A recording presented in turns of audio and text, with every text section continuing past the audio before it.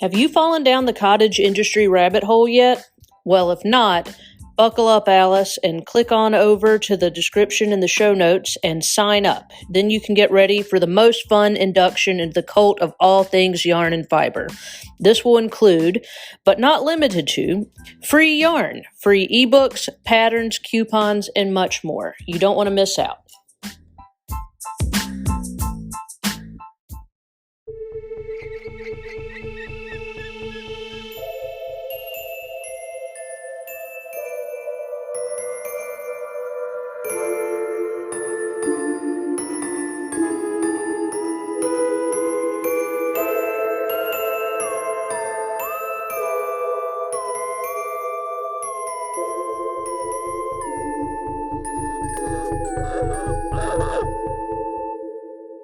You are listening to Crime, Coffee, and Crafts, a podcast featuring two crafty besties who love true crime and a good cup of joe.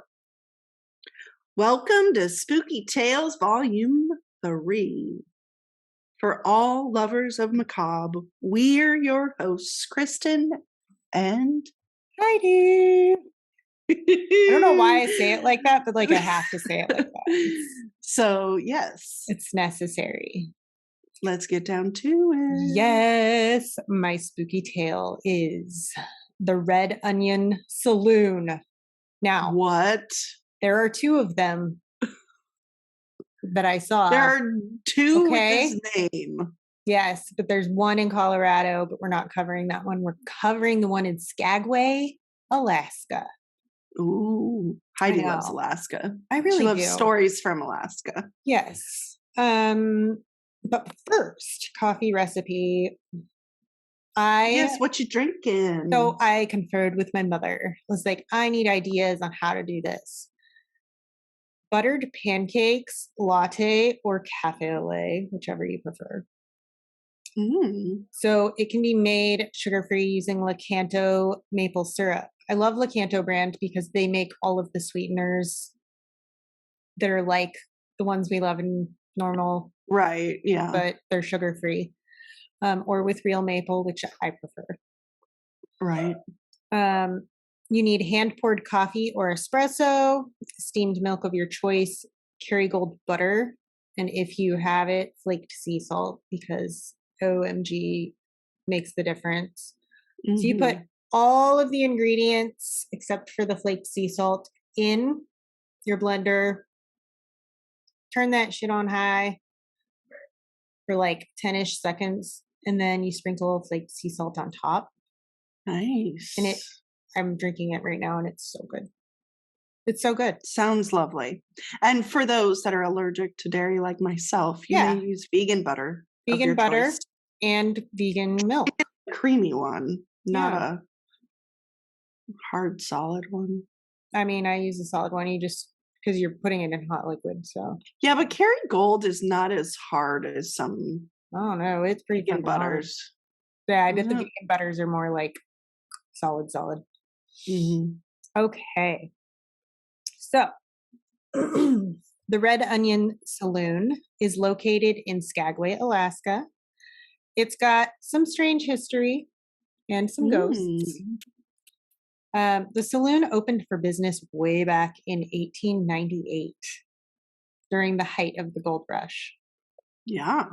And it wasn't just a saloon, of course.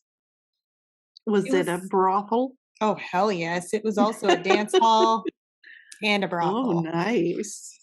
It was, in fact, the most classy, high-end brothel in all of Alaska during that time. Oh, goodness. Sounds super fancy. Sounds like the sex workers would have garter belts that hid knives. Yeah, probably. We would hope. We would hope. Yeah. Sadly, 2 years later, the gold prospectors moved on because the Klondike Gold Rush was over. And that meant that so was the brothel, saloon, and dance hall. Throughout the building's history, it has been home to several different businesses. It was even a soldier's barracks during World War II. It was a bakery at one point, a union hall, and many other things. Now, there's a really funny thing that happened with the building. The oddest thing about this building happened when a lot more people started moving to Skagway. Yeah. The owner decided he should move the building closer to the railroad. So they hoisted the building onto some logs and rolled it 4 blocks closer to the railroad. And all of this was to attract more customers. And it was actually a great idea because, you know, Yeah. close to the railroad, people are going to see you as they're like getting off the train, whatnot. Yeah. And now, unfortunately, they realized too late that they had put the building the wrong way. The front was facing the wrong way. Oh no. So people getting off the railway would see the back of the building. Now, the easiest fix for that was for them to Make a doorway. They sawed off the front and sawed off the back and switched them and reattached. Whoop! They switched them out and they just nailed it back on and it worked. And apparently You could have easily just made another doorway. apparently you can still see the lines on the building to this day. Wow. Yeah. I think that is so funny. Seemed like a lot of extra work. Yeah. So the building is 2 stories. The brothel obviously being upstairs. That would be Mhm. normal. The dance hall and saloon downstairs. Right. And the path to the brothel was coined, quote, the stairway to heaven. Oh boy. Now, Where all your dreams come true. yeah, the way the brothel worked was this. Now, the saloon had 10 dolls. They were hand carved. And each of those dolls represented each of the women working there. So they each Okay. doll had like the clothing. like they actually had a likeness to the individual woman. Interesting. Yeah. If a doll was sitting up, that meant, sorry, my coffee mug warmer is shutting down. That meant that that woman was available if it was sitting up. Oh And my. men could pay $5 for 15 minutes. It's a lot of money back then. Yeah, they would take the doll that they wanted and go upstairs, pay the girl. She would put the money down a slot. And it would go to like this box, you know, like a secure box Right. for the madam to get later. Now, if a doll was laying down, that meant the woman was She with the customer. Yeah. So there was a madam and a crew of bouncers that oversaw this entire operation. Now, in Skagway alone, there were about 300 sex workers. And that was not enough Wow. because they were serving 15,000 men. Whoa. What? That's way gnarly. No, thank you. No, thank you. I want none of that. Yeah. Ouch. The crib rooms the girls worked out of had several different doors inside just in case a girl needed to get out of a shitty situation. Of which I'm very sure I'm there were probably there's plenty. lots. Yeah, I'm sure. Dude's getting a little too rough. I need to get out of here. Yeah. Right. Now, like most gold rush towns, Skagway was a lawless town. And I'm sure we've all heard stories about these kinds of towns. There was a con artist gangster named Soapy Smith. Soapy Smith. Who ran a lot of unsavory things. He even had a private militia.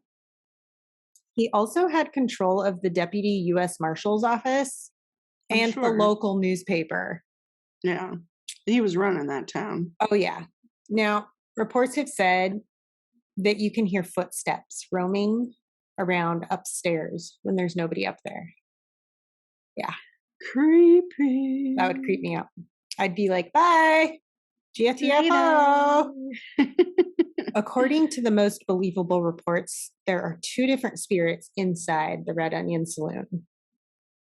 The first one we're going to talk about is the spirit named John. He is the more malicious spirit. And John can be a real pain in the ass. He smells terrible, for one. If you Great. smell like really bad body odor, he might be nearby. And he has actually pushed people down the stairs. He's ghosted. Yeah, that's really scary. Wow. And he has thrown doors open, scaring the crap out of the employees, some while they were actually changing clothes, because employees in this building are in full 1800s garb. Like their clothing is period. Right. Pretty cool. But I mean, don't want a ghost walking in on you while you're changing. How did John end up a ghost? Do you get to there? Not really. Oh, There's stories, which, yeah. and we're actually about to get to it. This is a really short one. Now, there's, of course, a rumored story of John and who he possibly really was.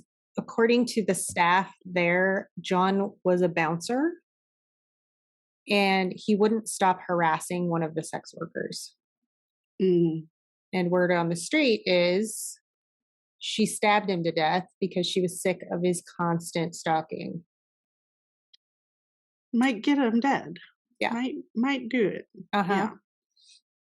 There's also a really kind female spirit they call Lydia, which, I want to meet Lydia. She sounds great. She's always friendly. She reveals herself to an employee as a translucent figure in a room upstairs. Wow. Yeah. She had marks on her face that looked like what happens when you have untreated syphilis.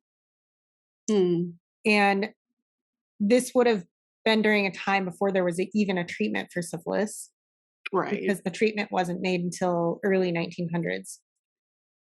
So if you smell the smell of fresh cut lilacs, that's Lydia. Oh. She has been known to caress people's faces, and she even waters the plants sometimes. No. I know. The hostess, one of the hostesses there actually went to water one day and she checked the soil and it was already wet. Wow. I know. Wild. I wish I had Lydia here so she could take care of my plants. Yeah. The room she originally appeared in seems to be very active, often having random cold spots. And guests have taken several photos in the room showing a faint outline of her face or orbs. Oh, Which, interesting. Quick side note on orbs, because I totally forgot. The other day, I was teaching a Pilates class, and one of my clients is in Sag Harbor, New York right now, which is a very old, settled area, settled in the 1500s. Yeah. And I fucking saw an orb fly up behind her in her room. Weird. It just shot up. Yeah. And I was like, what the fuck? And of course I stopped and was like, hey, I don't want to freak you out, but pretty sure I just saw an orb behind you. Oh, man. I know. So it is believed that Lydia was a sex worker who contracted syphilis and sadly hanged herself in the room where she is often seen. And, because syphilis Probably was sick, and syphilis is basically a death sentence for a sex worker, and it was really common. Yeah. Lydia is mostly friendly towards women and maybe friendly towards some men. Maybe. Not guaranteed. There was one instance. Now, this story is kind of why I'm like, hell yeah, this could be believable. There was an instance when a loud disturbance happened upstairs and somebody called the cops. And when they showed up, they were going up the stairs and they saw a figure down the hall. The figure ran down the hall and into a room. And upon inspecting that room, there was nobody in there and there was no way out. Oh, and my. that room was once the former madam's. So, yeah. And that's it for the story, but I am going to tell you about the current situation. And you Yeah. can go there. This is all quotes because it's from alaska.org for tourism. Very Oh, cool. nice. Buxom red onion madams in come hither costumes call out from their perches while waitresses in corsets and petticoats serve food and drinks. There's no place in Alaska quite like the Red Onion Saloon, and a bar, restaurant, and museum set in what was once a real bordello. The atmosphere is lively and the tours are bawdy, fun, and flirtatious. How else to run a tour of a brothel museum? Plus, their bar and restaurant is one of the most happening places in Skagway, just like it was in 1898. Tours of the Red Onion Saloon are offered mostly through cruise lines, but walk-in visitors can get a quickie. $5 for 15 minutes, just like in 1898. Wow. Hey, if that isn't a good pitch, I don't know. I what know, else it's is. awesome. That's pretty good. Learn about the lives of the good time girls during the Klondike Gold Rush and take a guided tour accompanied by one of the madams who have names like Dee Flowers and Annie Whichway. You'll Oh my God. You'll explore the historic brothel, including a 10 by 10 crib room, the madam's room, and what is now called the wallpaper room, all containing period artifacts. Most notably, a stunning original silver dress found in the floorboards. Now, I don't know if you all know, but like artifacts are serious trigger objects for spirit action.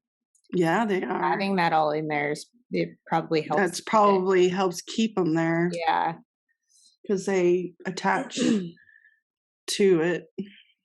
All the madam guides are raucously entertaining and have the stories to match. You might even get a glimpse of the brothel's resident ghost, Lydia. Red Onion also offers a city tour called the Ghost and Good Time Girls Walking Tour, during which you'll wander the streets, back alleys, and old red light districts of Skagway. I think that sounds fun. Learning about historic characters like Soapy Smith, Skookum Jim, and Klondike Kate. Of course, your guide will be a well-dressed and good-humored madam, and you'll end with champagne and a tour of the brothel museum. Put it on our to-do list. And if you aren't up for a tour, you can still stop in at the bar and restaurant. It's known for nachos and pizza.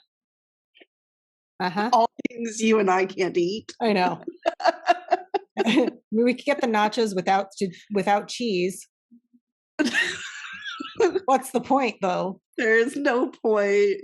They also have one of the state's largest selections of Alaska brewery beers on tap, and it's a great place to catch live music. Interesting. Apparently, they also have oil paintings of madams over the bar. It's like, I would want to go there for sure just to see this stuff. Yeah. And these are actually references to the dolls of earlier times, as the brothel ran on what is known as the doll system, which we talked about. Yeah. Now, keep in mind that interesting. Yeah, the saloon only operates from April to September because it's too cold. Right. The other times of the year. Yeah. So that's that. I love it. That was a good story. A good quickie. I like it. I like it. Oh, all right. So after number 4, we only have one more. So this is 3. Got you, and then we have one more. And on that one, I think we're gonna double. We're gonna double up. Yeah. Double up. Yep. Anyway, until next time. Ta-ta. For now. Thanks for listening to Crime, Coffee, and Crafts. If you love our podcast, please rate and review us on Apple Podcasts. This helps us more than you know. If you really love us and want to support us, go to our website at www.crimecoffeeandcrafts.com. From there, you can join our Patreon, shop our merch, and find us on social media.